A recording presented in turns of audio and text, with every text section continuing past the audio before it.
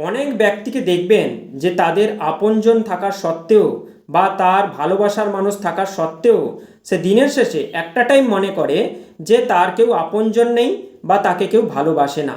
কখন এই পরিস্থিতি তৈরি হয়? যখন তার জন্মকুণ্ডলীর মধ্যে দ্বাদশ ভাবের স্বামী সে এসে পঞ্চম ভাবে এসে বসে, তখন কিন্তু এই পরিস্থিতি তৈরি হয়। কারণ পঞ্চম ভাব হচ্ছে আমাদের মনের চেতনা, আমাদের বুদ্ধি, আমাদের মানসিকতা এবং প্রেমের অনুভূতি করাই কিন্তু এই পঞ্চম ভাব। অর্থাৎ যেই প্রেম আপনি অন্য কাউকে করছেন বা অন্য কেউ যে আপনাকে প্রেম করছে, সেইটা কিন্তু এই পঞ্চম ভাব থেকে দেখা হয়। আর দ্বাদশ ভাব হচ্ছে আমাদের ব্যয়ের ভাব, দানের ভাব, এবং দ্বাদশ ভাব আপনাকে আধ্যাত্মিক সুখ দেয় কিন্তু ভৌতিক সুখ দেয় না। তাই এই দ্বাদশ ভাবের মালিক যখন আপনার পঞ্চম ভাবে এসে বসে, তখন কিন্তু আপনার এই প্রেমের অনুভূতির ব্যয় করায়। তখন কিন্তু আপনার মনে এই পরিস্থিতি তৈরি হয় যে আপনার কেউ ভালোবাসার লোক নেই বা আপনাকে কেউ ভালোবাসে না।